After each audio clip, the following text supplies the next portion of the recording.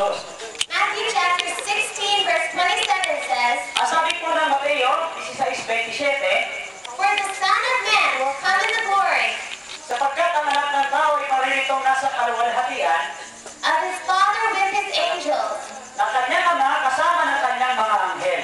and then he will reward each At kung magkabay, bibigyan niya ang bawat tao according to his works." ayon sa kanyang mga gawa. So Christ descends from the sky So sa ikalawang pagparito po ng Panginoon, bababa po siya mula sa langit in the glory of his Father. sa kaluwalhatian ng kanyang ama. The solution of sin Ang solusyon sa kasalanan, is not one world government, hindi para pag-isahin ang buong gobyerno ng sanlibutan. and it's not the union of the state and the church. Hindi rin yung pagsasama ng gobyerno at ng simbahan. What about the rapture? Paano naman yung pinag-aralan natin ng nakaraan, yung rapture? Matthew 24:27 says, Sa Mateo 24:27, ito po ang sinasabi, "For as lightning comes from the east sapagkat gaya ng kidlat na kumikidlat sa silanganan and flashes to the west, at nakikita hanggang sa kaluluran, so also will the coming of the Son of Man be." hindi naman ang pagparito ng anak ng tao. There's nothing secret about Christ's coming. Wala pong sikreto sa pagdating ng ating Panginoon Jesus. He'll come in splendor and glory and majesty Darating po siya sa kaluwalhatian at may dakilang kaliwanagan to redeem his children. para tubusin po ang kanyang mga anak. What events will occur at the second coming? Ano bang mga pangyayari ang mangyayari bago dumating ang ating Panginoon? O during o habang dumarating ang ating Panginoon Jesus? What about the righteous living on the earth? Paano naman yung mga matuwid na nandito sa lupa? Or the righteous who died in ages past? Paano naman yung mga namatay na matuwid Or sa mga the, nagdaang panahon? or the wicked people living on the earth? Ay yung mga masasamang tao na nakakutang buhay sa pagdating ng Panginoon.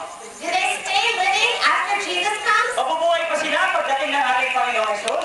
1 Thessalonians 4:16. Ang sinasabi po ng Biblia sa unang Thessalonica 4:16, For the Lord himself will descend from heaven with a shout, sapagkat ang Panginoon din ang bababa mula sa langit with the voice of an archangel, na may isang sigaw na may tinig ng arkanghel, and with the trumpet of God, at may pakakat ng Diyos, and the dead in Christ at ang nangamatay kay Kristo will rise first. ay unang mga bubuhay ng maguli.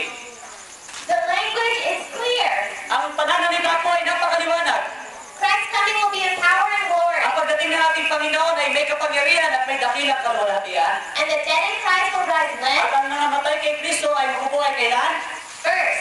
Una, When Jesus comes, sa pagdating po ng ating Panginoon, those who have died believing and loving God yun pong mga namatay, mga kaibigan namin nakikinig, na nagtakas sa Panginoon, will be resurrected first ay bubuhayin una. Sila po yung unang bubuhayin sa mga patay. and caught up to meet Jesus in the air, At sasalubong nila ang Panginoon sa hangin, and families will be reunited again. at ang mga pamilya na nagkahiwalay muli magsasama. Have you ever laid a husband or wife to rest? Meron ba kayong asawang namatay o kung sino mang mahal sa buhay niyo ang namatay?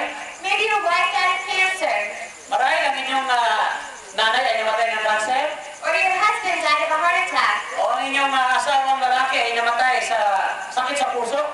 But there's hope. Pero meron pong pag-asa, mga kaibigan namin. The dead in Christ will rise first. Ang mga namatay kay Kristo, kung kayo ay tapat kay Kristo, kayo yung unang bubuhayin muli kapag dumating siya. Maybe your child was killed in a car accident, Marahil ang inyong anak na namatay sa isang aksidente sa sasakyan, or died of o leukemia. kaya naman ay namatay sa leukemia. But there's hope. Pero meron pag-asa, mga kaibigan. Jesus is coming. Ang ating Panginoong Jesus ay malapit na dumating. John 5:28 and 29 promises, Sa 1:28 at 29, ito po ang pangako. "Marvel not at this, Huwag ninyong ipanggilalas ito, for the hour is coming, sapagkat dumarating ang oras in which that na ang lahat are in the grave shall hear his voice, ng nasa libingan ay makakarinig ng kanyang tinig. and shall come forth. At sila'y babangon